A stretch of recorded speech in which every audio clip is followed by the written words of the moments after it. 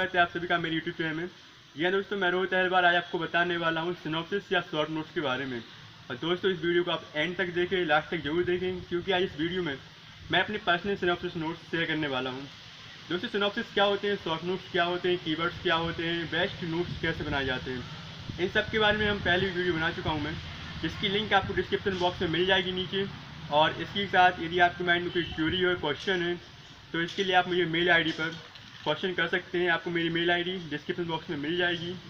तो आइए दोस्तों शुरू करते हैं, सिनॉप्सिस या शॉर्ट नोट्स कैसे बनाए जाते हैं। सिनॉप्सिस या शॉर्ट नोट्स बनाने की सबसे पहले जरूरी चीज़ है सोर्स, कि सोर्स क्या होने चाहिए। मैं आज अपनी बात करने वाला हूँ। मैं सिनॉप्सिस या शॉर्ट नोट्स बनाने के लिए NCERT, base book, authentic books, writer books plus academic notes का यूज़ करता हूँ। तो सबसे पहले हम पढ़ेंगे अपने एकेडमिक नोट्स। 2-3 बार अच्छी तरह नोट पढ़ता हूँ, उसके बाद निकालते हैं उसमें से कीवर्ड। इनके अलावा यूज़ करूँगा फिर NCERT का, 3 से 4 बार NCERT पढ़ता हूँ, उससे नोट निकालूंगा, समझूंगा, कीवर्ड्स निकाले। राइटर बुक पढ़ी, उससे कीवर्ड्स निकाले। देन इन सभी को मिलाया और अच्छी तरह एक बार लिखेंगे।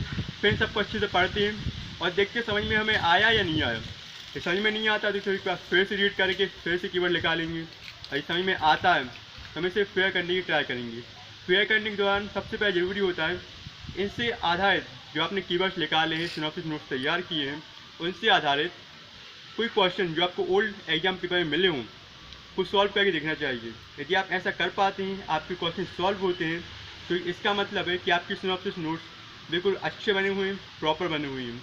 तो फ्रेंड्स, क्या टाइम वेस्ट ना करते हुए मैं आपको बताने वाला हूँ मेरे पर्सनल सिनॉप्सिस नोट्स मैंने उन्हें कैसे बनाया है और कितने यूज़फुल है मेरे लिए। एक छोटा सा भाग दिखाऊंगा जो आपके लिए यूज में रहेगा। तो आइए शुरू करते हैं। नोट्स हैं, रफ सिनॉप्सिस है ये मेरे। यहाँ पे तात्कालिक कारण, पूरा नेशनल इनकम प्लस NPA का पूरा रीजन दिया हुआ, आर्थिक विकास। यहाँ पे आप देख सकते हैं RBI, NPA, वेसल नॉर्म्स सारे। फ्रेंड्स ये मेरे लगभग 50 से 100 पेज की सिनॉप्सिस है, आप इनका यूज कर सकते हो। कार, NPA, वेसल नॉर्म्स, बैंकों की परिसंपत्तियाँ, RBI सब कुछ इसमें है, आप इनका यूज कर सकते हैं। तो यह सिनॉप्सिस नोट्स हैं जो कि फर्स्ट इंडियन रेवोल्यूशन वॉर में ये मेरे 40 से 50 पेज सिनॉप्सिस है, आप इन्हें बना सकते हैं, इनका यूज कर सकते हैं। सबसे पहले ज़रूरी ये है कि किसी की भी सिनॉप्सिस नोट्स आप यूज ना करें, खुद के पर्सनल नोट्स बनाएं, सिनॉप्सिस नोट्स बनाएं, शॉर्ट नोट्स बनाएं, उन्हीं को आप यूज करें। बेसिकली फ्रेंड्स मैं साइंस बैकग्राउंड से हूँ, तो मैं अक्सर साइंस की सिनॉप्सिस सुनाता हूँ तो बहुत सारे टॉपिक स्किप कर देता हूँ, बहुत सारी चीज़ नहीं लिखता हूँ। लेकिन जब इकोनॉमिक्स, हिस्ट्री में आता हूँ तो बहुत सारी चीज़ इंक्लूड करता हूँ। इसलिए आप भी यदि किसी भी बैकग्राउंड से हों, किसी भी सब्जेक्ट से हों, तो प्लीज़ आप दूसरों के नोट्स शेयर ना करें। अपने नोट्स शेयर कर सकते हैं आप, लेकिन दूसरे से नोट्स ना लें। आप दूसरे से नोट्स लेंगे तो आप अपनी पैर पे कुल्हाड़ी दे मारेंगे। और फ्रेंड्स यदि आपको वीडियो अच्छा लगा हो तो इसे लाइक, शेयर, कमेंट जरूर करें और चैनल को सब्सक्राइब करना ना भूलें। Thank you very much.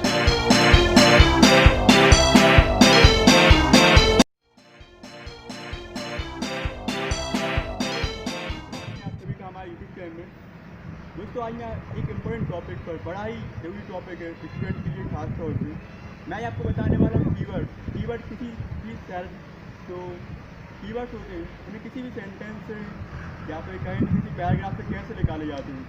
क्योंकि कीवर्ड जो है इम्पोर्टेंट भाग होते हैं सिनॉप्सिस का, शॉर्ट नोट्स की या नोट्स बनाने में, इनकी बहुत ही महत्वपूर्ण भूमिका होती है। तो आज मैं आपको बताने वाला हूँ कीवर्ड्स कैसे निकाले जाते हैं किसी भी सेंटेंस में। दोस्तों बात याद रखें, यदि आप कीवर्ड्स का सही यूज़ करते हैं तो ना सिर्फ आपको अच्छे नंबर मिलेंगे बल्कि आप टॉप भी कर सकते हैं। आई एम श्योर, क्योंकि मैं भी कीवर्ड्स यूज़ करता हूँ, मैं भी टॉपर हूँ। आइए मैं बताते हूँ कि कीवर्ड्स कैसे निकाले जाते हैं। दोस्तों फ्रेंड्स मेरे पास एक बुक है, 11th क्लास की NCERT है हिंदी में, भारतीय अर्थव्यवस्था का विकास, और उसकी फर्स्ट यूनिट का 1.2 आई थिंक मैं आपको बताने की कोशिश करता हूँ। ये औपनिवेशिक शासन के अंतर्गत निम्न स्तरीय आर्थिक विकास। तो फ्रेंड्स आप यहाँ पे देख सकते हैं औपनिवेशिक शासन के अंतर्गत निम्न स्तरीय आर्थिक विकास। मैं आपको बताने वाले 150 से 250 शब्द के पैरा को सिर्फ 5 से 10 शब्द में कैसे लिख सकते हैं आप। ऐसे यदि आप अच्छे से पढ़ें तो लिखा है, अंग्रेजी शासन की स्थापना से पूर्व भारत की अपनी स्वतंत्र आर्थिक व्यवस्था थी। यद्यपि जनसामान्य का आजीविका सरकार आय का मुख्य स्रोत कृषि था। आपको ध्यान रखना है, आजीविका का मुख्य स्रोत और सरकार की आय का मुख्य स्रोत कृषि था। तो यहाँ पे हम लिखेंगे आय का स्रोत कृषि, यानी कि आय जो है कृषि पर निर्भर है। तो अपने दो शब्द हो गए आय कृषि। अर्थव्यवस्था में विभिन्न प्रकार की विनिर्माण गतिविधियाँ हो रही थी, परंतु सूती व रेशमी वस्त्र, धातु आधारित बहुमूल्य मणि रत्न आदि से जुड़ी शिल्पकलाओं के उत्कृष्ट केंद्र के रूप में भारत विश्व पर विख्यात था। हमारा दूसरा पॉइंट हुआ शिल्पकला, क्योंकि शिल्पकला के अंतर्गत बहुमूल्य मणि रत्न, सूती वस्त्र उद्योग सभी आ जाते हैं, यहाँ की धातु की क्रिया भी आती है। दोस्तों आप देख सकते हैं एक पैराग्राफ से सिर्फ 3 शब्द निकाले अभी तक हमने, और पूरा पैराग्राफ इनमें आ रहा है। भारत में बनी इन चीज़ों को विश्व के बाज़ार में, एक मिनट,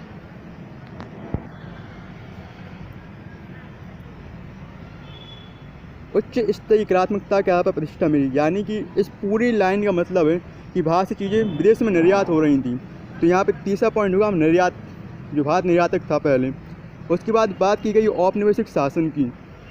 तो जाहिर सी बात है औपनिवेशिक शासक जो थे अपना हित चाह रहे थे, इसलिए आप इसे अच्छे से पढ़ें तो दिखेगा आपको यहाँ पे आर्थिक हित का संरक्षण और संवर्धन औपनिवेशिक शासकों का प्रमुख उद्देश्य था। तो हमारा जो फोर्थ वर्ड है वो है आर्थिक हित, औपनिवेशिक के आर्थिक हित। ये हमारे 4 शब्द हो गए। इसके बाद इन नीतियों ने भारत की अर्थव्यवस्था के स्वरूप को बदल डाला। भारत इंग्लैंड को कच्चे माल की पूर्ति करने का तथा वहाँ के बने तैयार माल को भारत आयात करने वाला देश बनकर रह गया। आपको यहाँ पे एक और वर्ड मिलेगा आयात का।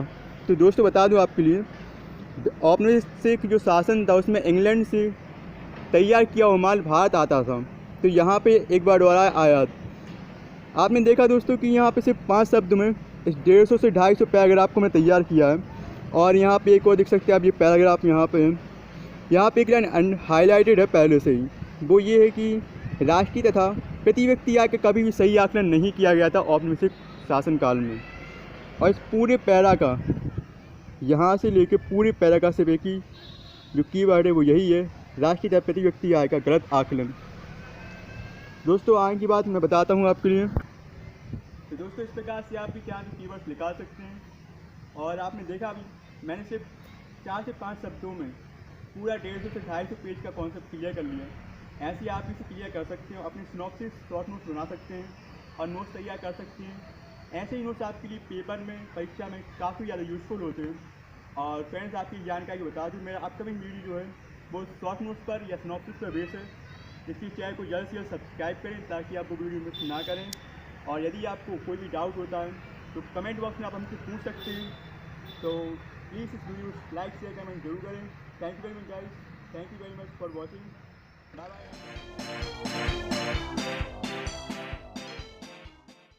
रासायनिक अभिक्रिया क्या होती हैं, कितने प्रकार की होती हैं, कैसे होती होंगी रासायनिक अभिक्रिया, इनके नियम क्या हैं, कैसे पढ़ें, बहुत कठिन टॉपिक है। आपकी सारी क्वेरीज, सारे क्वेश्चन सॉल्व होने वाले हैं। कि मैं आपका दोस्त, आपका भाई रोहित अहरवाल आपको बताने वाला हूँ इसको पढ़ने के, इस टॉपिक को पढ़ने के बहुत ही सरल और बहुत ही अच्छे तरीके, बहुत ही सरल ट्रिक्स के साथ। तो प्लीज़ मेरे चैनल को सब्सक्राइब जरूर करें, #MBA स्टडी पॉइंट, और सब्सक्राइब के साथ साथ बेल आइकन को प्रेस करना ना भूलें। तो आइए शुरू करते हैं आज की इस वीडियो को।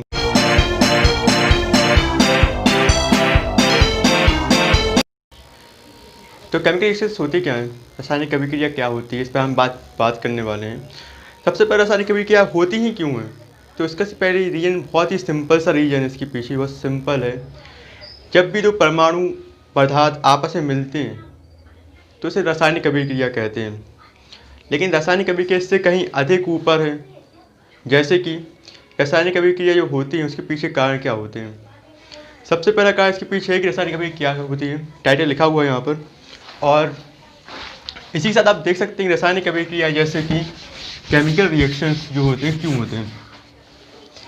किन्हीं दो परमाणु या पदार्थ का आपस में जुड़ना और मिलकर एक नया उत्पाद बनाना, ये कहलाता है क्रिया होना, रासायनिक अभिक्रिया होना।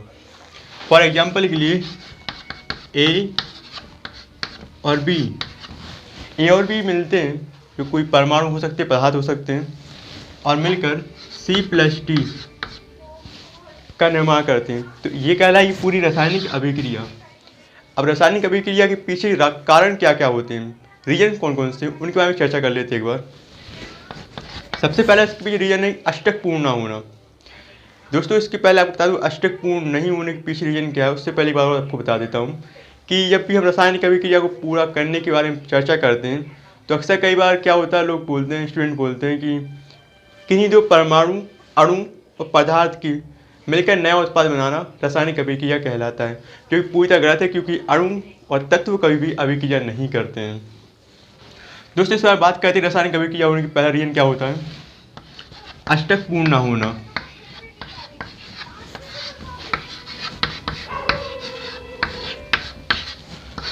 अपूर्ण अष्टक के पीछे रीजन क्या है, जैसे कि हम लोग जानते हैं हाइड्रोजन का 1s1 होता है, यानी कि hydrogen equals to 1s1, helium He 1s2। यहाँ अंतिम कोष में इलेक्ट्रॉन पूरे हैं, तो यहाँ पर तो हीलियम रिएक्शन नहीं करता, लेकिन हाइड्रोजन में रिएक्शन होती है क्योंकि इसके इलेक्ट्रॉन पूरे नहीं होते अंतिम। जैसे ही अष्टक भी होता है तो उसमें कहते हैं हम xp6/p2, ये कहलाता अष्टक। किसी भी परमाणु के अंतिम कोष के 8 इलेक्ट्रॉन, 6 और 2 इक्वल टू 8, ये कहता अष्टक। यदि ये पूरा नहीं होता है तो अब जो परमाणु होते हैं अपनी स्थायी अवस्था प्राप्त करने के लिए रिएक्शन करते हैं। ये बहुत सिंपल से आपको समझ में आ गया होगा। हम चर्चा करते हैं इसकी आगे की। इसके पीछे रीजन और है कि विद्युत सहसंयोजी बंध। रासायनिक अभिक्रिया जो होती है वो आबंध पर भी आधारित होती है। आबंध क्या होते हैं, जो रासायनिक अभिक्रिया वही आबंध है, यानी कि किन्हीं दो परमाणु को मिलना। फॉर एग्जाम्पल के लिए हाइड्रोजन और क्लोरीन, किन्हीं दो परमाणु को मिलना कहलाता है रासायनिक आबंध, जिससे बनता है HCl। रासायनिक आबंध दो प्रकार के होते हैं, विद्युत संयोजी और सहसंयोजी आबंध। जो विद्युत संयोजी आबंध होते हैं उनसे जो यौगिक बनते हैं उन्हें आयनिक यौगिक, ध्रुवीय यौगिक या फिर हम कहें तो विद्युत संयोजी यौगिक भी कहते हैं। ये हमेशा ध्रुवीय होते हैं और इनमें सबसे बड़ी खासियत यह है कि स्पेशलिटी वो कह सकते हैं, जो इनमें परमाणु भाग लेते हैं उनकी आयनन भाव उच्च होते हैं, ऊर्जा उच्च होती है और जब तक ये अस्थायी रहते हैं, परंतु अभिक्रिया में भाग लेने के बाद ये स्थायी हो जाते हैं, अपना स्थायित्व ग्रहण कर लेते हैं, इनकी ऊर्जा और आयनन भाव बहुत कम हो जाते हैं। दोस्तों अब तक हो गया ये रासायनिक अभिक्रिया क्या होती है, किस प्रकार की होती है, क्यों होती है। हम चर्चा करते हैं रासायनिक अभिक्रिया के प्रकार पे। रासायनिक अभिक्रिया कितने प्रकार की होती है, तो यहाँ पे आप देख सकते हैं सामान्य तौर पर रासायनिक अभिक्रिया दो प्रकार की होती है। पहला है साधारण, दूसरा उत्क्रमणीय, रिवर्सिबल, उत्क्रमणीय।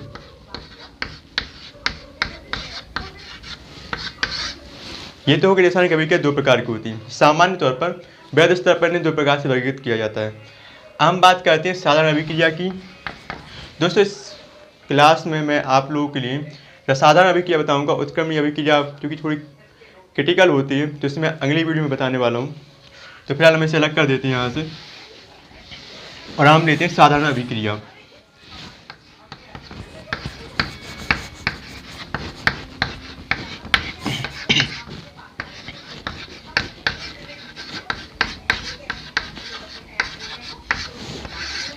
साधारण अभिक्रिया के बारे में, इसके प्रकार उसे पढ़ने से पहले बता दूं आपको साधारण अभिक्रिया के कुछ नियम होते हैं और नियम से पहले रासायनिक समीकरण क्या होता है वो आपको बताता चाहूँगा। रासायनिक समीकरण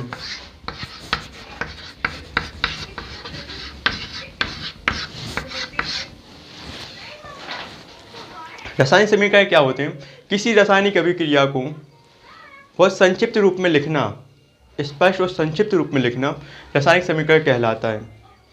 इस रासायनिक समीकरण को जैसे हम रासायनिक अभिक्रिया लिखते हैं वही रासायनिक समीकरण कहलाता है।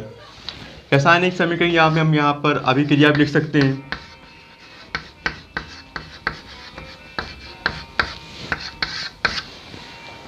ये आपको अंडरस्टैंड हो रहा होगा, समझ में आ रहा होगा। तो ये तो हो गया रासायनिक समीकरण कि हम किसी अभिक्रिया को वृहद स्तर पर उसे शॉर्ट में लिख के रासायनिक अभिक्रिया समीकरण कहलाता है। इसका एग्जांपल आपको बता देता हूँ। कैल्शियम हाइड्रोक्साइड CaCO3 प्लस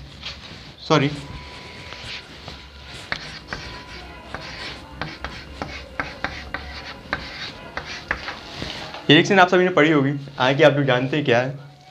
तो जैसे कि हम यहाँ पे बहुत स्तर पर लिखेंगे अगर कि कैल्शियम ऑक्साइड का जल के साथ मिलना, कैल्शियम हाइड्रोक्साइड का बनना यानी बुझाऊ चूने का बनना, और जिससे CO2 निकलती है, एक्स्ट्रा निकलती है, तो बहुत सारा बड़ा होगा, बहुत पैराग्राफ लिखना पड़ेगा।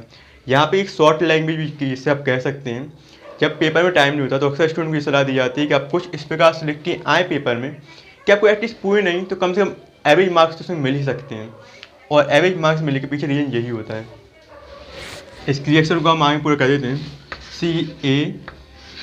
CaOH का होल ट्वाइस प्लस CO2, ये रिएक्शन हुई भाई पूरी। तो अभी तक हमने देखा कि रासायनिक समीकरण, रासायनिक अभिक्रिया क्या होती है, कितने प्रकार की होती है, क्यों होती है, और रासायनिक साधारण रासायनिक अभिक्रिया और रासायनिक समीकरण या अभिक्रिया क्या कहलाती है।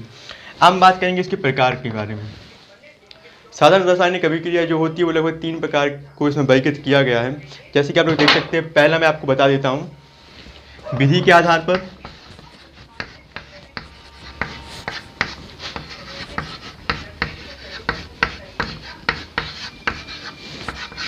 दूसरा यहाँ पर है ऊष्मा उत्सर्जन के आधार पर,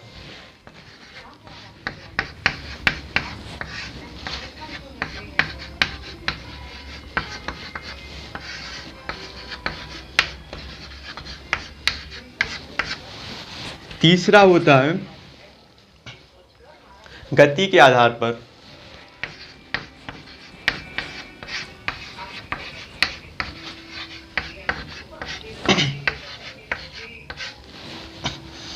ये आपको तीनों समझ में आ गए। 3 प्रकार की रासायनिक अभिक्रिया होती है, गति, विधि के आधार पर, ऊष्मा के आधार पर और गति के आधार पर। अब इन तीनों को एक एक करके देखते हैं। मैं यहाँ से इसे इरेज करने वाला हूँ।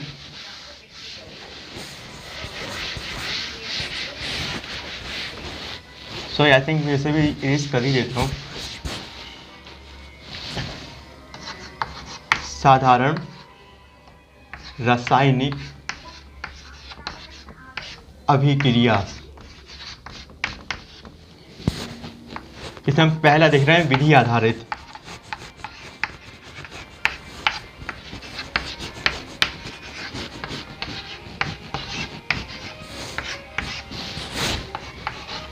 अब विधि आधारित रासायनिक अभिक्रिया जो होती है वो 4 प्रकार की होती हैं।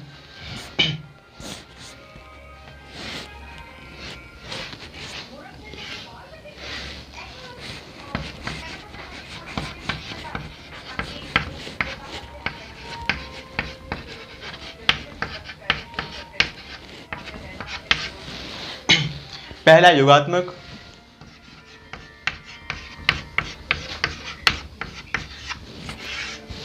अपघटन,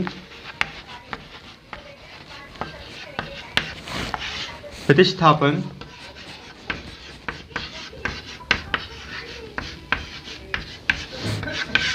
और चौथा होता है ऑक्सीकरण अपचयन रेडॉक्स अभिक्रियाएं।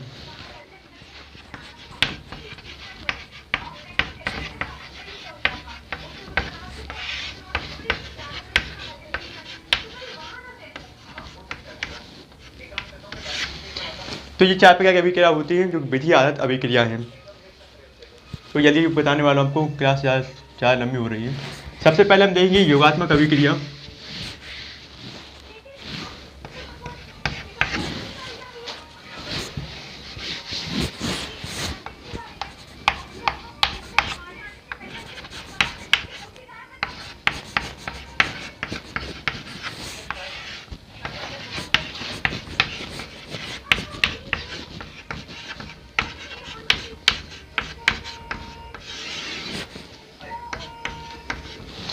ऐसी अभिक्रिया जिनमें 2 या 2 से अधिक परमाणु या पदार्थ मिलकर एक नया उत्पाद बनाते हैं उन्हें योगात्मक अभिक्रिया कहते हैं।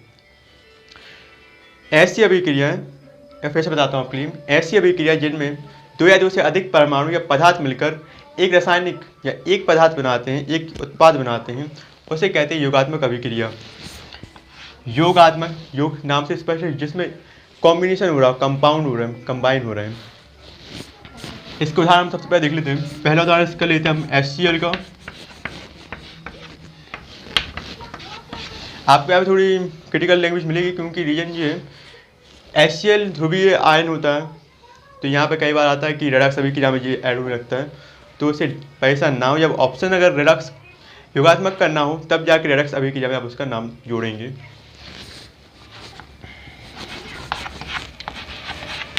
और सबसे अच्छा एग्जाम्पल जो बहुत ही कॉमन है और लगभग सभी को आता होगा, H2 + O2, इसे बैलेंस ही कर देता हूँ, 2H2O। सबसे बेस्ट एग्जाम्पल है, हर एग्जाम में आप इसका यूज कर सकते हैं योगात्मक अभिक्रिया के लिए H2O का बनना। हम बात करते हैं अपघटन अभिक्रियाओं के बारे में।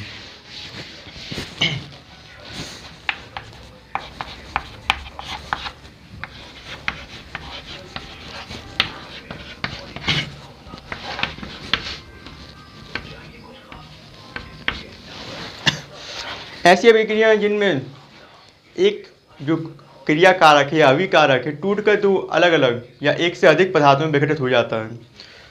क्योंकि अपघटन हो रहा है, हम सभी जानते हैं अपघटन मीन्स डिकम्पोजिशन होता है, यानी कि एक पदार्थ का किसी अन्य पदार्थ में टूट जाना। तो सिंपल इसका बेस्ट जो लैंग्वेज उसकी परिभाषा है वो समझ में आएगी आपको किससे, एग्जाम्पल से।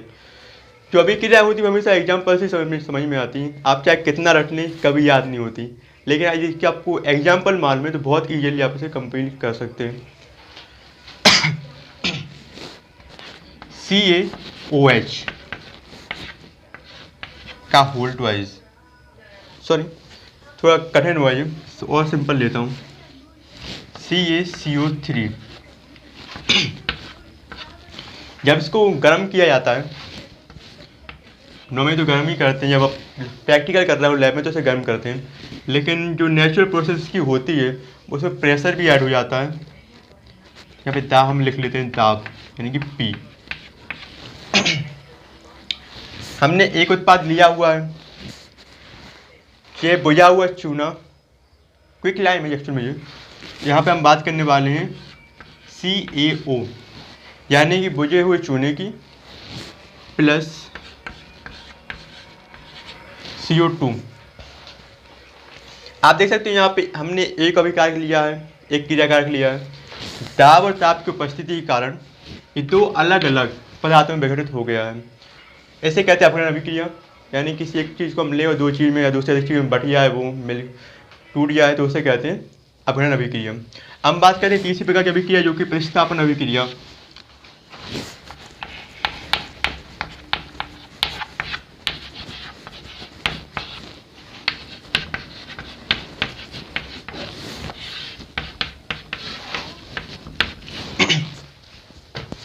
ऐसी अभिक्रिया जिसमें एक तत्व एक पदार्थ दूसरे पदार्थ को प्रतिस्थापित कर देता है, प्रतिस्थापित अभिक्रिया कहलाती हैं।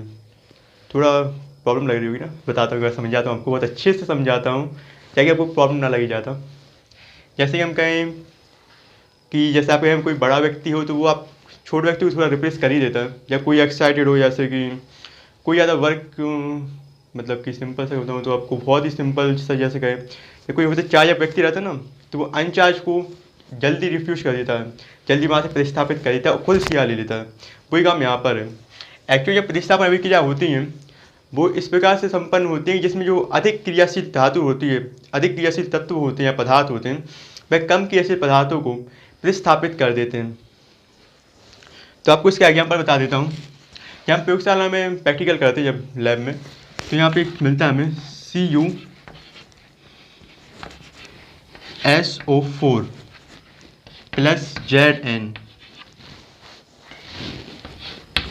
ये क्विक रिएक्शन है जो कि आपको तीव्र गति अभिक्रिया में भी पता चल जाएगा एग्जाम्पल जो आपको मिलेगा वहाँ पर। तो हम देखते हैं यहाँ पे CuSO4 plus Zn equals to ZnSO4 plus Cu। लग रहा हो ना थोड़ा अजीब सा, तो आपको समझा देता हूँ। कॉपर और जिंक की अगर आप तुलना करें, ये दोनों ही मेटल्स हैं। अब ये दोनों मेटल है, लेकिन जिंक जो ज़्यादा रिएक्शनेबल होता है, बहुत जल्दी अभिक्रिया करता है कॉपर से ज़्यादा तेज़ी से। तो इस वजह से यहाँ पे कॉपर को प्रतिस्थापित करके अलग कर देता है, कॉपर यहाँ खुद ले लेता है। CuSO4 का जो विलयन होता है वो ब्लू कलर का होता है, लेकिन आप इसे थोड़ी देर जिंक के साथ छोड़ देंगे ना, जिंक की पट्टी इसमें डाल देंगे, लैब में तो पट्टी डालते हैं जिंक की, यदि आप ऐसे छोड़ देंगे जिंक डाल के तो ये वाइट हो जाता है। तो उम्मीद करता हूँ आपको इतना समझ में आ चुका होगा अच्छे से कि जिंक क्या होता है, ये प्रतिस्थापन अभिक्रिया किस प्रकार से पूरी हो रही है। कॉपर सल्फेट में जो है कि जिंक जो कॉपर को प्रतिस्थापित करता है, जिससे कॉपर सल्फेट बन जिंक सल्फेट बन जाता है और कॉपर इससे रिड्यूस हो जाता है। तो प्रतिस्थापन अभिक्रिया आपको समझ में आ चुकी होगी। हम बात करने वाले चौथे प्रकार की अभिक्रिया के बारे में, और उससे पहले मैं आपको एक बात बता दूँ और ज़रूरी आपको जानने के लिए, एग्जाम्पल जो अभिन्न अभिक्रिया के एग्जाम्पल, उसमें 2 एग्जाम्पल और भी इम्पोर्टेंट हो जाते हैं। पहला तो ये कि जो पाचन होता है भोजन का, जो हमारे शरीर में जो भोजन का पाचन होता है वो भी इसी का एग्जाम्पल है, भोजन का पाचन।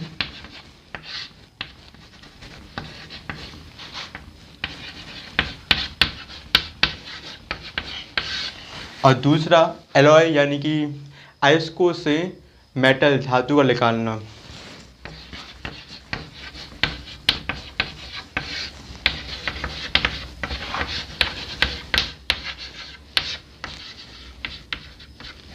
अयस्कों से धातु प्राप्त करना भी अभिन्न अभिक्रिया का एक उदाहरण होता है। हम बात करने वाले चौथे प्रकार की अभिक्रिया के बारे में, जो कि है रेडॉक्स अभिक्रिया यानी कि ऑक्सीकरण अपचयन अभिक्रिया।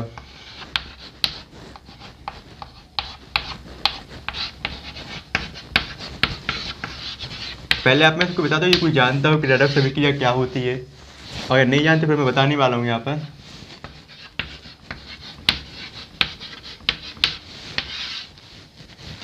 ऐसी अभिक्रियाएं जिनमें ऑक्सीजन जुड़ती है और हाइड्रोजन बाहर निकलता है, और हम कहते हैं ऑक्सीकरण अभिक्रिया। दैट मीन्स पहले हम देखने वाले ऑक्सीजन कणों को O2 का जुड़ना या फिर हाइड्रोजन निकलना कहलाता है ऑक्सीकरण। अब दूसरी देखते हैं हम यहाँ पर अपचयन को, O2 का निकलना और हाइड्रोजन का जुड़ना कहलाता है अपचयन, जिसकी सामान्य लैंग्वेज है। लेकिन इस लैंग्वेज में, इस परिभाषा में बहुत सी इक्वेशंस और बहुत सी कंडीशंस कभी भी फिक्स नहीं होती हैं। तो इसके सॉल्व के लिए हम यहाँ पे यूज करने वाले हैं इलेक्ट्रॉन का कक्षीय नियम, इलेक्ट्रॉन का स्थानांतरण नियम। इसमें पहला रूल जो है, इलेक्ट्रॉन का किसी जो इलेक्ट्रॉन हम दान कर दें, कोई परमाणु यदि किसी दूसरे परमाणु को इलेक्ट्रॉन दान करे तो उसे कहते हैं हम ऑक्सीकरण। ऑक्सीकरण यदि हम यहाँ पर इलेक्ट्रॉन जो है दे दें, दान करना या देना, वो कहलाता है ऑक्सीकरण।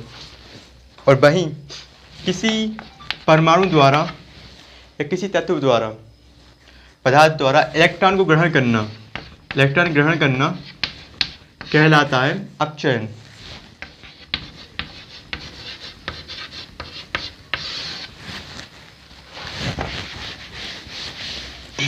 इतना आपको समझ में आ चुका हो तो आपको इसका एग्जाम्पल बता दें। सबसे अच्छा एग्जाम्पल जो कि आपने देखा होगा बहुत सारी जगहों पर, तो यहाँ पे मैं आपको इसके एग्जाम्पल बताने वाला हूँ। सबसे पहला एग्जाम्पल जो सबसे अच्छा है वो ये NaCl। कैसे? तो Na होता है, Na पॉजिटिव चार्ज होता है। जब इलेक्ट्रॉन दान कर देता है सोडियम तो बनता है वो पॉजिटिव, Na पॉजिटिव। और इसके अपोजिट क्लोरीन किसी तत्व से इलेक्ट्रॉन ग्रहण करता है तो बनता है Cl-।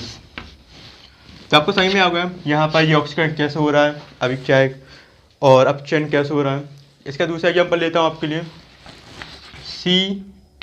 CuO+O H2। थोड़ी क्रिटिकल है ये वाला थोड़ा, लेकिन उतना कठिन भी नहीं है, बहुत ईजी है।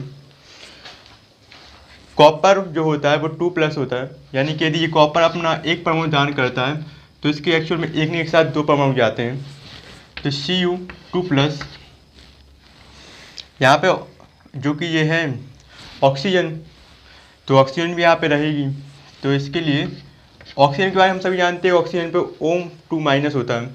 यदि यहाँ पे कॉपर ऑक्सीजन को रिड्यूस करेगा, ऑक्सीजन को दान करेगा, छोड़ देगा, तो ऑक्सीजन के ऊपर चार्ज आएगा जो वो होगा O2-, यानी कि हम यहाँ पे लिखेंगे O2-। तो यहाँ पे हाइड्रोजन जो है उस पर माइनस होता है, यदि वो दान कर दिया अपने, तो यहाँ पर हो गया H2-। तो इस पूरी रिएक्शन में जो हम देखेंगे वो ये कि हमें यहाँ पे मिलेगा क्या, Cu प्लस H2 ऑप्शन में होगा कि यहाँ पे 2 प्लस के हो जाएंगे, यहाँ पे 2 माइनस के, तो ये दोनों मिल जाएंगे जिससे बनेगा H2। तो आपको ये पूरी समझ में आ चुका होगा। तो दोस्तों उम्मीद करता हूँ कि आपको वीडियो बहुत अच्छा लगा होगा और पूरा अच्छे समझ में आएगा टॉपिक, तो कहीं में जाइएगा नए मिस माई वीडियोज़ और प्लीज़ सब्सक्राइब जरूर करें ताकि आपको मेरी सारी वीडियोज़ जैसे पहुँच सकें, जैसे मिल सकें। Thank you very much.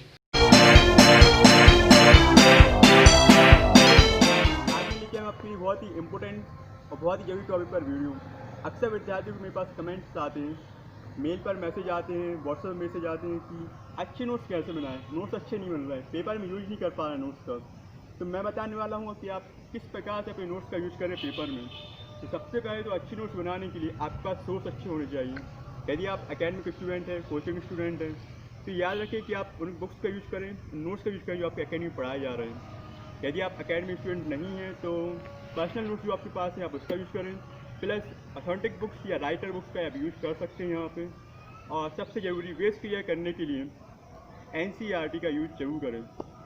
इसके बाद नोट्स क्लियर करने के लिए, अच्छे नोट्स बनाने के लिए इन सभी को अच्छे से 2 से 3 बार पढ़ें और पढ़ने के बाद 90:10 के रेशियो में या 80:20 की रेशियो में कीवर्ड्स निकालने की कोशिश करें। कीवर्ड्स निकालने के लिए कम से कम 2 से 3 बार मैथ जरूर करनी होगी आपके लिए। थोड़ा लेंदी वर्क है, मेहनती है, लेकिन हाँ यूज़फुल होगा आपके लिए। इसके बाद आप जो आपने कीवर्ड्स निकाले उन्हें रफ पेपर पर लिखें, रफ नोट्स पर लिखें, उन्हें एक बार अच्छे से पढ़ें और पढ़ने के बाद कम से कम जिसमें आपको सुधार लगता है कि हाँ इसमें इस सुधार की ज़रूरत है तो सुधार को करके उसे फिर फेयर करें।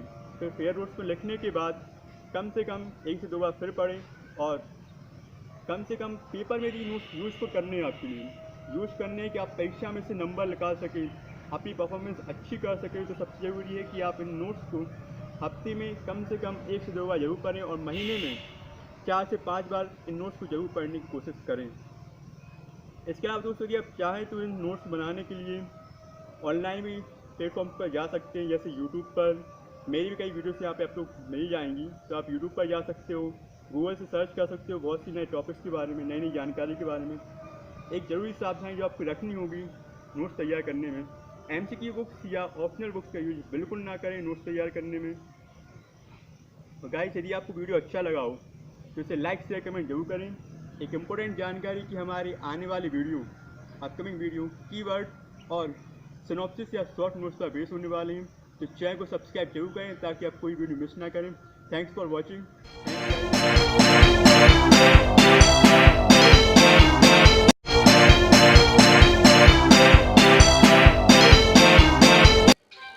नमस्कार दोस्तों, स्वागत है आप सभी का हमारे YouTube channel MA study Point में। और दोस्तों आज की हमारी क्लास जो है वो प्रकाश के एक इम्पोर्टेंट गुण, प्रकाश के एक महत्वपूर्ण कैरेक्टर, प्रकाश के परावर्तन के ऊपर। दोस्तों उम्मीद करता हूं कि आपको ये इस एक ही वीडियो में प्रकाश के परावर्तन को लेकर जो भी डाउट है वो सारे डाउट क्लियर हो जाएंगे। तो आपका समय ज़्यादा बर्बाद ना करते हुए आज क्लास प्रारंभ करते हैं। दोस्तों सबसे पहले प्रकाश का परावर्तन होता है क्या, हम इस बात को देख लेते हैं कि प्रकाश का परावर्तन क्या है। प्रकाश का किसी सतह से टकराकर उसी माध्यम में वापस आना प्रकाश का परावर्तन कहलाता है। काफ़ी पुरानी परिभाषा है, देखते हैं यहाँ पे। प्रकाश का किसी सतह से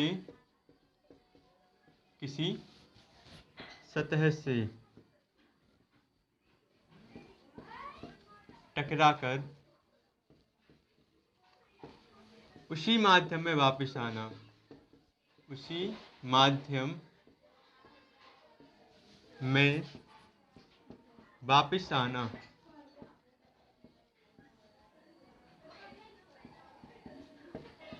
प्रकाश का परावर्तन कहलाता है। दोस्तों आपको ये बात बता दूं कि जो प्रकाश का परावर्तन है इसकी जो परिभाषा है इसके चित्र में बहुत अच्छी तरीके से, बहुत स्पष्ट रूप से प्रदर्शित होती है। हम इसकी जो चित्र है उसे बनाते हैं, इस परिभाषा का उससे कंपेयर करते हैं। किसी भी चीज़ को याद करने का सबसे अच्छा तरीका यही है कि आप उस चीज़ को कंपेयर कर लें। तो आइए हम इस चीज़ को कंपेयर करना स्टार्ट करते हैं। सबसे पहले हम यहाँ पे कुछ शब्दों को मैं हाईलाइट करने वाला हूँ, जैसे कि सतह, टकराकर, उसी माध्यम में वापस आना। ये मैंने 4 शब्द हाईलाइट किए हुए हैं और प्रकाश क्योंकि यहाँ पे इंपॉर्टेंट कैरेक्टर प्रकाश का ही है। सबसे पहले हम यहाँ पे एक परावर्तित सतह बनाने वाले हैं। सपोज पी क्यू कोई परावर्तक सतह है, यहाँ पे साइड में लिख देता हूँ परावर्तक सतह,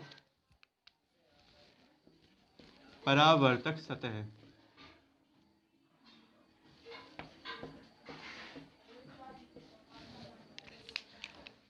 तो ये तो हमारी सतह हो गई क्लियर, जो यहाँ पे सतह आपने देखी है। अब हम बात करते हैं प्रकाश की। ये प्रकाश, यहाँ से ग्रीन पेन से प्रकाश बना रहा हूँ, ये हो गया प्रकाश। ये कोई प्रकाश किरण है एम ओ, कोई प्रकाश किरण है। अब दोस्तों प्रकाश किरण टकराई है, टकरा कर कहीं ना कहीं तो जाएगी। सबको ये प्रकाश किरण जो है वो इस प्रकार से टकरा के वापस जा रही है, ओ एन, जो कि प्रकाश किरण वापस जा रही है। अब यहाँ पे आप सोच रहे हैं कि प्रकाश किरण है, ठीक है, सतह भी हो गई, सतह ये है, प्रकाश किरण आ चुकी है, टकरा भी गई। तो यहाँ माध्यम शब्द को हम उसी माध्यम में वापस आना क्यों कहते हैं? दोस्तों ये माध्यम है पूरा, ये सपोज ये पूरा माध्यम जो है वो वायु है, तो प्रकाश किरण वायु से आ रही है और टकरा कर वायु में ही वापस जा रही है। इसलिए हम कहते हैं प्रकाश का परावर्तन जब भी होता है तो उसी माध्यम में प्रकाश किरण वापस आती है जिस माध्यम में परावर्तित सतह से टकराती है। इसलिए आप इस बात को ध्यान रखें और आई होप कि आपको इसमें कोई कन्फ्यूजन नहीं होगी। अब इसके हम देखते हैं परावर्तन के नियम क्या क्या होते हैं।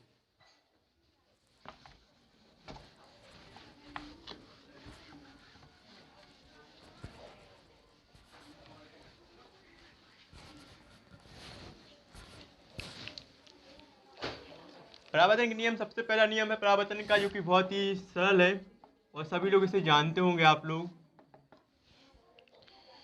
तो परावर्तन जो पहला नियम है परावर्तन का वो है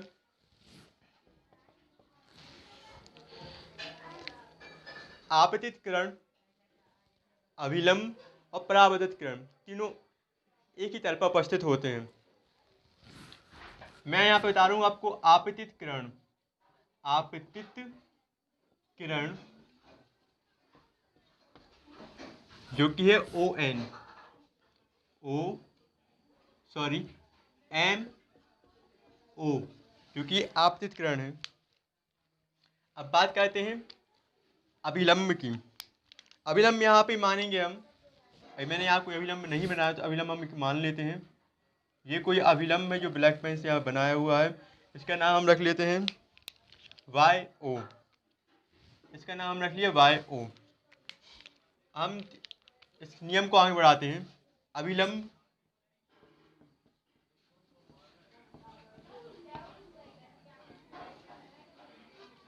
बाय ओ। इसकी तीसरी चीज़ जो बहुत इंपॉर्टेंट है वो ये कि अभिलंब के अलावा इसमें चाहिए हमें क्या, परावर्तित किरण। जो परावर्तित किरण है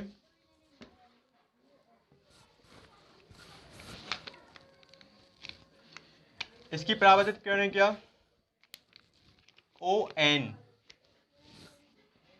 परावर्तित किरण, ओ एन। एक बात आप लोग बहुत अच्छी तरह से याद रखें कि जब हम परावर्तित किरण का नाम लेते हैं तो हमें गलती ये नहीं करनी है कि हम किरण को यहाँ से शुरू करें यहाँ पे ख़त्म करें। अभिलंब से शुरू करके किरण के अंत में ख़त्म करना है, जो कि ओ एन हो गई। तो ये हमारा पहला नियम है, आपतित किरण, अभिलंब, परावर्तित किरण तीनों एक ही तल पर उपस्थित हो, तो भाई एक ही तल है, इस पर उपस्थित है। अब हम बात करते हैं इसके दूसरे नियम के बारे में। दोस्तों इसका जो दूसरा नियम है वो ये है कि आपतन कोण बराबर परावर्तन कोण, यानी कि आपतन कोण का मान परावर्तन कोण के बराबर होना चाहिए। इस बारे में दोस्तों हम चर्चा कर लेते हैं कि आपतन कोण परावर्तन कोण के बराबर कैसे होता है। यहाँ पे आपतन कोण कौन सा होगा, अभिलंब से आपतित किरण की ओर बनने वाला कोण आपतन कोण और अभिलंब से परावर्तित किरण की ओर बनने वाला कोण परावर्तन कोण कहलाता है। जैसे कि यहाँ पर हम देखें तो ये हो गया हमारा आपतन कोण और ये हो गया हमारा परावर्तन कोण।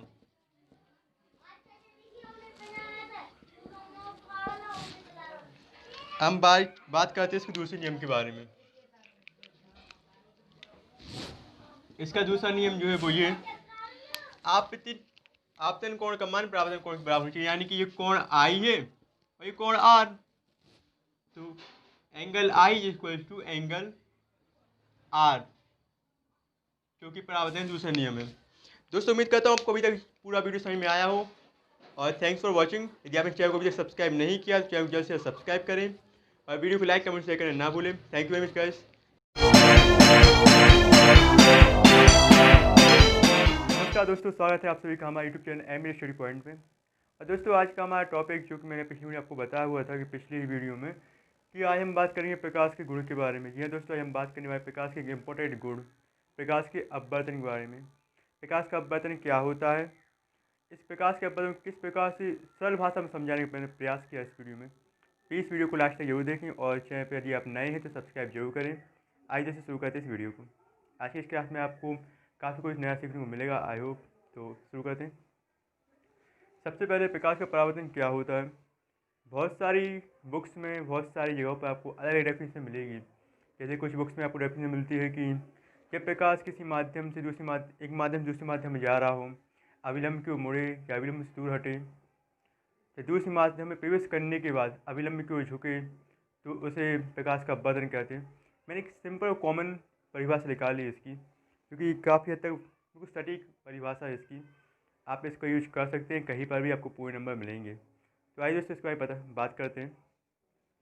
तो इसे प्रकाश का परावर्तन क्या है। तो प्रकाश की किरण का एक माध्यम से दूसरे माध्यम में जाना प्रकाश का अपवर्तन कहलाता है। मैंने यहाँ माध्यम का प्रयोग इसलिए किया है क्योंकि कई बार क्या होता है कि हम जब कहते हैं कि एक परावर्तक सतह से दूसरी परावर्तक सतह में प्रवेश के दौरान प्रकाश किरण का अविलंब की ओर मुड़ जाना या अविलंब से दूर हट जाना प्रकाश का अपवर्तन कहलाता है, जो कि यहाँ बहुत गलत साबित होता है। क्योंकि कई बार हम पूर्णांतरिक परावर्तन घटना देखते हैं, तब एक चीज़ हमें बहुत ही कॉमनली मिलती है कि प्रकाश माध्यम से जाता है। जैसे कि सघन से विरल माध्यम में जाएगा, फिर विरल माध्यम में जाएगा, फिर विरल माध्यम में, उसके बाद सघन माध्यम में आने लगता है। इसलिए मैंने माध्यम शब्द का प्रयोग किया है, ना कि परावर्तक सतह का या परावर्तक तल का। और इसके नियम जो हैं दोस्तों, अपवर्तन का जो चित्र है उससे मैं थोड़ी बाद में डिफाइन करने वाला हूँ। उससे पहले हम इसके नियम देखेंगे। नियम ये कि आपतित किरण, जो किरण आपकी यहाँ पे आ रही है, जैसे कि ये अविलंब, यानी कि ये यहाँ से आभासी किरण हो जाएगी, परावर्तक ये अपवर्तक सतह हो गई। अपवर्तित किरण या अविलंब की ओर मुड़ के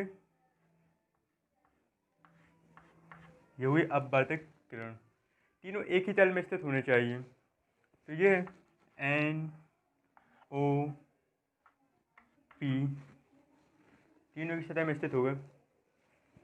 अब दूसरा नियम जो इसका है वो ये कि आपतन कोण की ज्या, ये साइन, अपवर्तित कोण की ज्या, कि साइन के एक नियतांक होता है, और दूसरे नियतांक को हम म्यू के नाम से जानते हैं।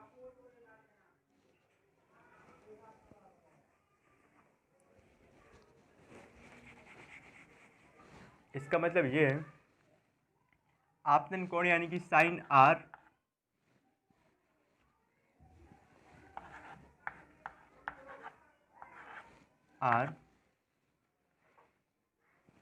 अपवर्तित कोण की यानी कि साइन,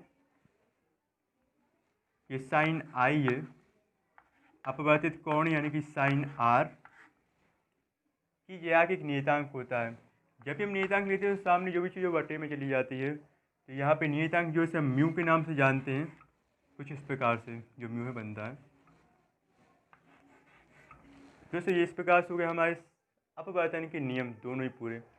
ये आपको समझ में आया हो दोस्तों। जो इसका नियम है नंबर 2 है। इस प्रकार दोस्तों इसके ये नियम है। हम बात करने वाले हैं कि अपवर्तन जो होता है उसे दर्शाते कैसे हैं, अपवर्तन होता किस प्रकार से, उसे हम यहाँ पे डायग्राम में शो करने वाले हैं। क्या आपने अभी तक यहाँ पे देखा कि क्या किस प्रकार से नियम है, किस प्रकार से नहीं। हम यहाँ पे देखेंगे प्रकाश का अपवर्तन होता किस प्रकार से। वायु, यहाँ पे एक सतह है जो कि एक्चुअल में कांच है, तो इसे हम नाम देते हैं कांच। ऊपर वायु है, नीचे वायु है। अब वहाँ पे देखेंगे हम, यहाँ ऊपर एक किरण जो कि PQ एक किरण है जो वायु से कांच में प्रवेश कर रही है, और यहाँ पर अभिलंब जो है वो है MN, यहाँ पर अभिलंब है। यहाँ पर जो आपतन कोण है वो है I डैश, अपवर्तन कोण R डैश। दोस्तों आपको यहाँ पे दिख रहा है जो है कि मूल दिशा है जो किरण की वो ये डैश में जा रही है पूरी, यानी कि इस किरण को इस दिशा जाना चाहिए। लेकिन यहाँ पर देखने वाली बात यह है कि जो किरण है PQ वह कांच के अंदर अविलंब की ओर झुक गई है, जिसके कारण ये PQ किरण जो है वो बन गई है अब QR किरण। ये पॉइंट QR हो गया। अब दोस्तों यहाँ पर ये कांच के अंदर चल रही है QR किरण, तो यहाँ पर जो इसका अपवर्तन कोण है वो होगा R डैश, और आपतन कोण यहाँ पर होगा I डैश। एक मिनट सॉरी, यहाँ पर जो आपतन कोण है वो होगा R डैश, जबकि यहाँ पर जो अपवर्तन कोण है वो होगा I डैश। अब यहाँ पर भी देख सकते हैं आप, ये विरल जो कि कांच है वो सघन माध्यम है और वायु है विरल माध्यम।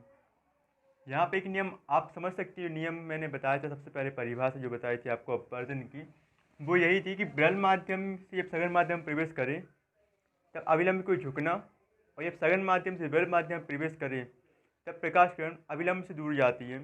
ये कहलाता है प्रकाश का अपवर्तन। आप यहाँ पे देख सकते हैं प्रकाश का अपवर्तन किस प्रकार से होता है। अब जो किरण यहाँ से कांच से बाहर आ रही है वह किरण है RS। तो इस प्रकार से वास्तविक किरण आनी चाहिए थी वो यहाँ पे आनी चाहिए थी, वास्तविक किरण होगी, लेकिन ये किरण चूँकि है यहाँ पे आ रही है, यानी ये उस पूरी किरण में अंतिम विस्थापन है। ये विस्थापन इस किरण में इतना हो गया, और ये विस्थापन ही वास्तव में, ये विस्थापन है यही वास्तव में कहलाता है अपवर्तन।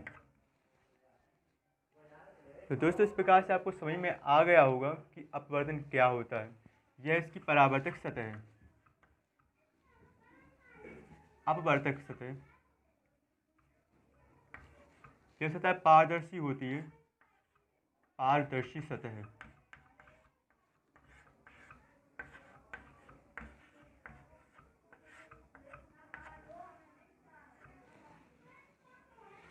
तो दोस्तों अगर आपको वीडियो अच्छा लगा तो इसे लाइक शेयर कमेंट जरूर करें, और यदि आप चैनल पर नए सब्सक्राइब जरूर करें। Thank you very much.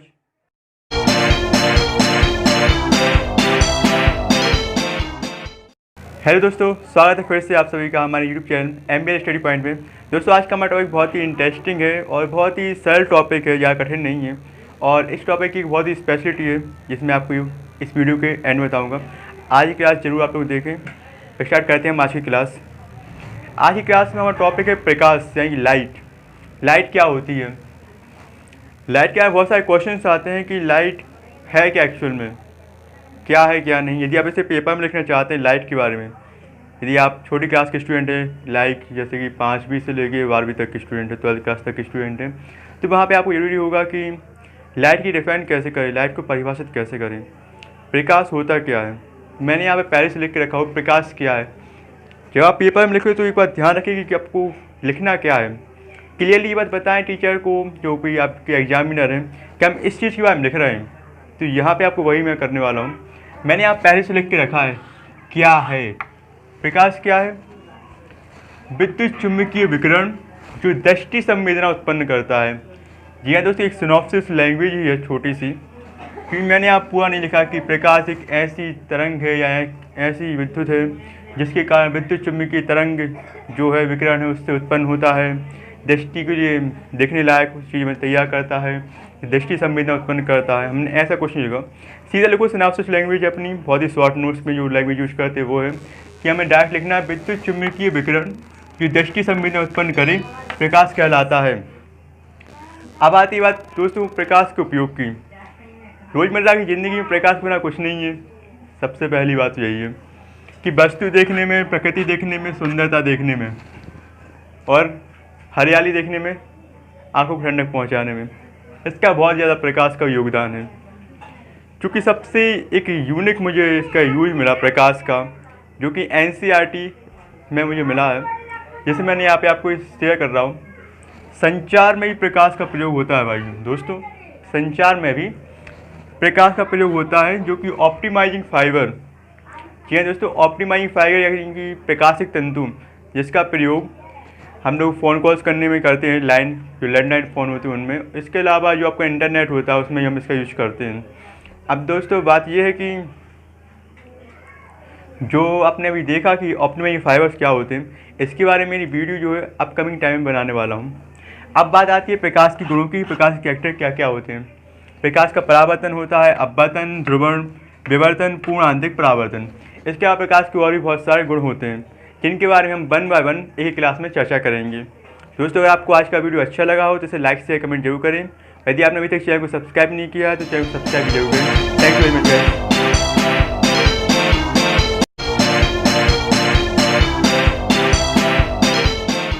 फिर से स्वागत है आप सभी का हमारे YouTube चैनल पे। और आज मैं एक बड़े ही इम्पोर्टेंट, बड़े ही जरूरी टॉपिक पे बताने वाला हूँ, डिस्कस करने वाला हूँ। मेरे पास बहुत सारे दोस्तों के, स्टूडेंट की मैसेज आए कि हम कीवर्ड नहीं निकाल पा रहे हैं, किसी टॉपिक को पढ़ तो रहे हैं लेकिन समझ नहीं पा रहे, कीवर्ड्स निकाल नहीं पा रहे, उन्हें फ्रेम नहीं कर पा रहे हैं। तो आज मैं आपको बताने वाला हूँ कि कीवर्ड्स कैसे निकाले जाते हैं, कैसे इनका यूज़ किया जाता है और कैसे आप कीवर्ड को यूज़ करके सिनॉप्सिस या शॉर्ट नोट्स तैयार कर सकते हैं। तो आइए दोस्तों शुरू करते हैं। सबसे पहले तो ये कि कीवर्ड्स होते क्या हैं। दोस्तों कीवर्ड ऐसे शब्द होते हैं जिनकी मदद से आप चाहे तो किसी सेंटेंस को, किसी पैराग्राफ को, यहाँ तक कि किसी आंसर को फुलफिल कर सकते हैं, अच्छे से अच्छे नंबर ले सकते हैं इससे। और कीवर्ड्स के यदि आप मीनिंग देखें तो की प्लस वर्ड यानी कि कुंजी शब्द। कुंजी शब्द का अर्थ ही समझ में आ रहा है कि ये सब ऐसे शब्द जिससे कि आप बड़ी ईजिली किसी भी टॉपिक पर कम्पीट कर सकें।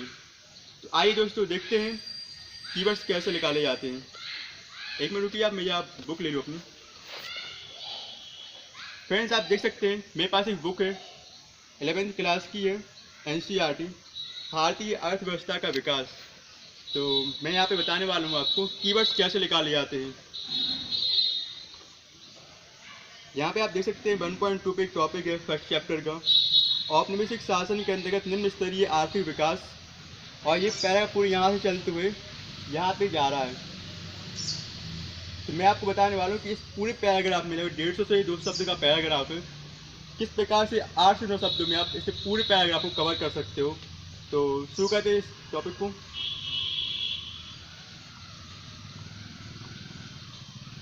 सबसे पहले तो यहाँ पे आप देख सकते हैं टॉपिक लिखा हुआ औपनिवेशिक शासन के अंतर्गत निम्न स्तरीय आर्थिक विकास। एक मिनट,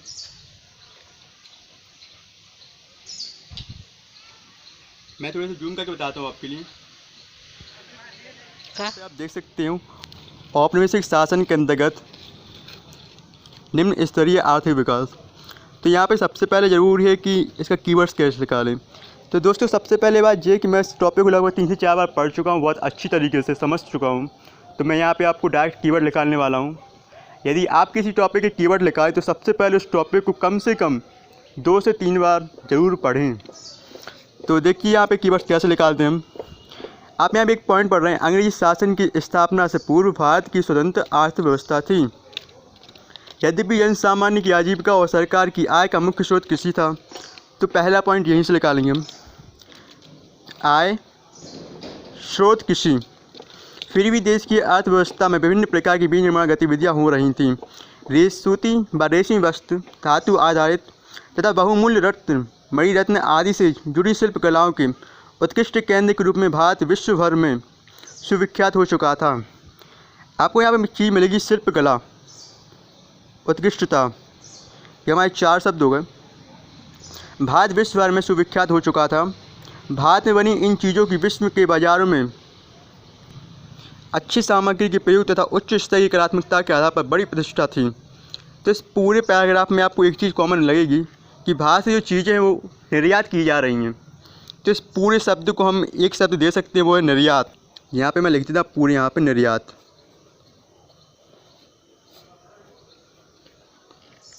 तो फ्रेंड्स इसके आगे अपन चलते हैं। औपनिवेशिक शासन द्वारा रची गई आर्थिक नीतियों का ध्येय भारत का आर्थिक विकास नहीं बल्कि अपने मूल देश के अर्थ हितों का संरक्षण और संवर्धन था। तो यहाँ पे एक बात स्पष्ट है कि अंग्रेज द्वारा अपने हित देखे जा रहे थे, ना कि भारत के। तो यहाँ पे तीसरा जो पॉइंट होगा वो है आर्थिक हित औपनिवेशिक शासन। तो दोस्तों इसके आगे हम देखते हैं भारत और इंग्लैंड को कच्चे माल की आपूर्ति करने तथा वहाँ से बने तैयार माल का आयात करने वाला देश बनकर रह गया। तो दोस्तों यहाँ तक हमें कोई भी पॉइंट नहीं मिला इस पैरा में। इसके आगे हम देखते हैं स्वाभाविक ही था कि औपनिवेशिक शासकों ने कभी इस देश की राष्ट्रीय तथा प्रति व्यक्ति आय का आकलन करने का सही तरीका नहीं प्रयोग किया, ईमानदारी से नहीं किया। कुछ लोगों ने निजी स्तर पर आकलन किए पर उनके बहुत से अनुमानों में बहुत सी विसंगतियाँ, आपसी मतभेद भी रहे। इन आकलनकर्ताओं में दादाभाई नौरोजी, विलियम डिग्बी, फिडलिस रॉय, डॉक्टर वी.के. राव, V.R. तथा R.C. देसाई प्रमुख रहे। औपनिवेशिक काल के दौरान डॉक्टर राव द्वारा लगाए गए अनुमान बहुत महत्वपूर्ण माने जाते हैं। फिर भी सभी अध्ययनकर्ता एक बात पर सहमत रहे कि 20वीं शताब्दी की पूर्वार्ध में भारत की राष्ट्रीय आय की वार्षिक समृद्धि दर 2% से कम रही है तथा प्रति व्यक्ति उत्पाद वृद्धि दर तो मात्र आधा % ही रह गई। फ्रेंड्स इस पूरे पैराग्राफ में सिर्फ एक ही वर्ड जो हमारे काम का है वो ये राष्ट्रीय तथा प्रति व्यक्ति आय, यही हमारे लिए यहाँ पे कीवर्ड होगा। यहाँ पे हमें कीवर्ड है राष्ट्रीय प्रति व्यक्ति आय। कितनी आसानी से कीवर्ड्स निकाले जाते हैं और इनकी मदद से आप साइनॉप्सिस बना सकते हैं, फिर सेंटेंस को पूरा कर सकते हैं, पैराग्राफ लिख सकते हैं और चाहे तो इवन किसी क्वेश्चन का आंसर भी तैयार कर सकते हैं। यदि आपको वीडियो अच्छा लगा तो इसे लाइक शेयर कमेंट जरूर करें और चैनल को सब्सक्राइब करना ना भूलें, क्योंकि हमारा अपकमिंग वीडियो जो है वो सिनॉप्सिस या शॉर्ट नोट्स पर बेस रहने वाला है। तो प्लीज़ क्या से चैनल सब्सक्राइब करें। Thank you very much guys.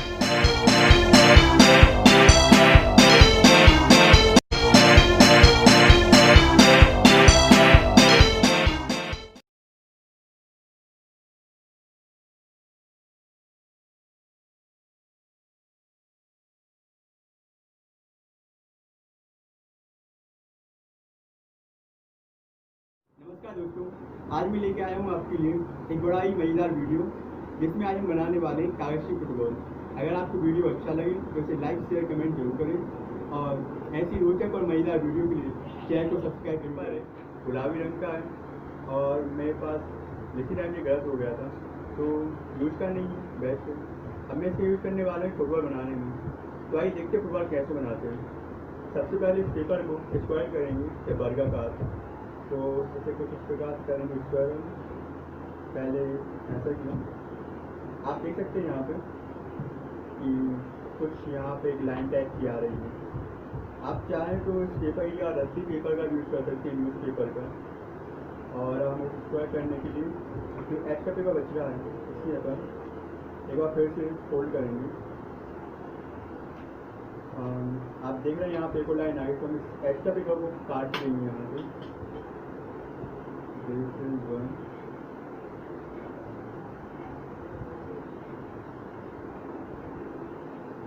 दोस्तों और आपको एक बात ध्यान रखना है कि जो पेपर का वेस्ट बचे, ये कटिंग बचती है, छीलन बचती है, उससे कभी फेंके नहीं, बस एक साइड रख के बचा के बाद या फिर काम में आएगी।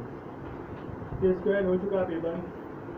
अब जैसे एक बार फिर से हम ऐसा ही करेंगे, इस स्टेप को अगर एक बार फिर से दोहराएंगे। देख सकते हैं कुछ इस प्रकार से होगा ये पेपर। अब इसे बीच से इसका पकड़ के, या आपको दिख रहा होगा यहाँ पे, इस प्रकार से पकड़ के ऐसा करेंगे तो यहाँ से इसको मिलाएंगे इस प्रकार से। तो यह है फुटबॉल बनाने के लिए सेकंड स्टेप। इस प्रकार से करते हैं। तो जिस प्रकार से हो गया ये, अब हम इसे देखिए 4 आर्म्स बनी हुई, 4 भुजा बन चुकी है। तो हम पहली भुजा को पकड़ के इस प्रकार से फोल्ड करेंगे, लाइक दिस, इस प्रकार से, ऐसे यहाँ पर, फिर ऐसे ही यहाँ पर। आप देख सकते हैं फोल्ड हो चुका है। इसकी चारों साइड पेपर फिर से कुछ इस प्रकार से, यहाँ से इतना ये, यहाँ से ये, आपको शायद अच्छे दिख रहा होगा कैमरे में, तो ये कुछ इस प्रकार से, तो किस प्रकार से बन जाएगा। और इसका लास्ट स्टेप जो है वो ये, इसकी जो आपने ये बनाया हुआ है, तो यहाँ पे ये निकल रहा है, कुछ बाहर आ रहा है, इनको यहाँ पे अंदर इसकी ओर ऐसे ही दबा देंगे, यहाँ पर ऐसे भी इस प्रकार से कुछ। आई होप कि आपको ये समझ में आ रहा हो और अच्छे से दिख भी रहा हो। मैं छोटा था तब मैंने भी बहुत सारे फुटबॉल बनाए हैं और अक्सर खत्म भी किया इनसे, इसको भी मारो लगती ही नहीं, तो यह एक बात है। इस प्रकार से कुछ करेंगे अपन। तो ये इस प्रकार से हो गया पूरा। अब इसे हम हवा भरते हैं फूक मार के। हाँ, तो हमने देखा फूक मार के ये खुल रहा पूरा, तो इसे फूक मारने में रुक रहा है, तो कुछ करेंगे कि ये खुले ना। तो सबसे पहले थोड़ी सी ग्लू या फेविकॉल तो हम यहाँ पे लगाने वाले हैं, जहाँ यहाँ से खुल रहा है। तो आपको अच्छे दिख रहा होगा कैमरे में। मैं थोड़ा सा यहाँ पे लगाया और थोड़ा सा यहाँ पर, डेफिनेट दीवार साइड यहाँ पे दिख रही है आपको, इसे दबा दिया, एक यहाँ पे अंदर और एक यहाँ पर, ऐसे साइड में, यहाँ पर,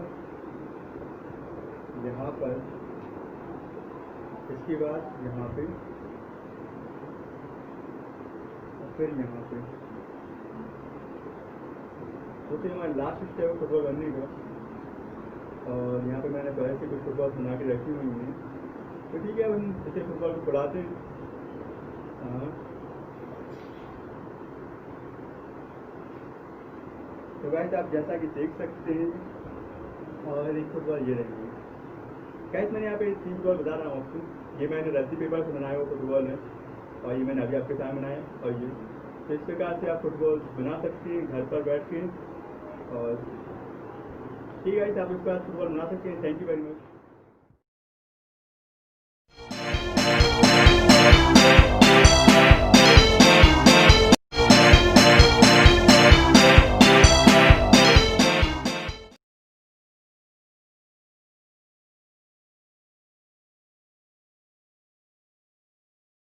स्वागत है आपका फिर से। और आज मैं लेकर आया अपनी बड़ा ही मजेदार वीडियो। आज हम बनाने वाले हैं पेपर कट कागज की बिल्ली। आई होप कि आप इस वीडियो को बहुत इंजॉय करेंगे। बिल्ली मौसी म्याऊं म्याऊं। तो आइए इस वीडियो को शुरू करते हैं। मेरे पास एक पेपर है, कलर पेपर है, आप चाहें तो रद्दी पेपर का यूज़ कर सकते हैं इस बिल्ली मौसी म्याऊं म्याऊं को बनाने के लिए। तो आइए शुरू करते हैं वीडियो। सबसे पहले इसे हम स्क्वायर या वर्गाकार करेंगे। तो पहले इसे इस प्रकार फोल्ड करते हैं, और इसे फोल्ड करने के लिए इस प्रकार से मोड़ देते हैं। यहाँ पे एक लाइन आई हुई होगी। इसके बाद इसे यहाँ से हिस्से को इस प्रकार से करते हैं, तो ये आप देख सकते हैं यहाँ पे कोई अलग दिख रहा है। और एक्स्ट्रा पेपर को हम काट देंगे। और दोस्तों, इस जो एक्स्ट्रा पेपर है इसे आप बिल्कुल भी फेंकें नहीं, ये आपकी दूसरी वीडियोस में अलग आर्ट तैयार करने में काम में आएगा। और फ्रेंड्स, मेरी अपकमिंग वीडियो है टूटी मोमबत्ती को कैसे जोड़ें, तो उसमें आप इस पेपर के भी अच्छी तरह देखेंगे। तो फ्रेंड्स, हमने इसे स्क्वायर कर लिया है। अभी का फिर से मोड़ते हैं इस प्रकार से, और इसे मोड़ने के बाद आप देख सकते हैं यहाँ पे एक अच्छे से समझ में आ रहा हो, ये लाइन और ये क्रॉस तैयार हो गया बीच में। आप इस क्रॉस को बिल्ली मौसी म्याऊं म्याऊं बनाने के लिए इस प्रकार से पहले मोड़ेंगे। ये फर्स्ट, ये सेकेंड, एंड ये थर्ड, फोर। एक लिफाफा टाइप का थोड़ा सा तैयार सा हो जाएगा यहाँ पे कुछ इस प्रकार से। और अब इसका लास्ट स्टेप जो है वो ये, इसे इस प्रकार से मोड़ना है यहाँ पे, इस कोनियों को इसके सेंटर में ले जाना है। तो स्टार्ट यहाँ से फर्स्ट, सेकेंड और यहाँ पर ये थर्ड। इसके अलावा आपको कुछ खास मेहनत नहीं करनी इसमें, ये हमारा पूरा तैयार हो गया है। अब इसके लिए सबसे पहले आपको यहाँ पे ऐसे मोड़ देना है, ये एक, इसे ओपन करके दूसरी तरफ से ऐसे मोड़ेंगे दो, और फिर इसे इस प्रकार से करेंगे। कुछ कुछ बिल्ली ऐसा लग रहा है लेकिन अभी पूरा नहीं है, इसलिए हम इसे बनाने वाले हैं आई। इनकी आंखें बना दें बिल्ली मोसी की कुछ इस प्रकार से हम इसकी आंखें बनाने वाले हैं। आंखें बनाने की आप इससे पहले बंद कर लें। तो सबसे पहले यहाँ पर एक आई,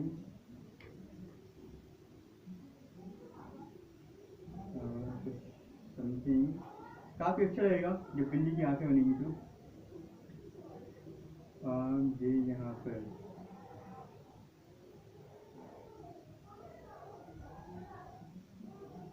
और आप देख सकते हैं एक आंख तो मैंने बना दी है, दूसरी आंख बनाने वाला हूँ। तो ये कुछ इस प्रकार से फ्रेंड्स ये तैयार हो गई है बिल्ली मौसी म्याऊ म्याऊ। और यदि आपको वीडियो अच्छा लगा तो चैनल को सब्सक्राइब जरूर करें, वीडियो को लाइक कमेंट शेयर करना ना भूलें। Thank you very much friends, thank you. म्याऊ म्याऊ।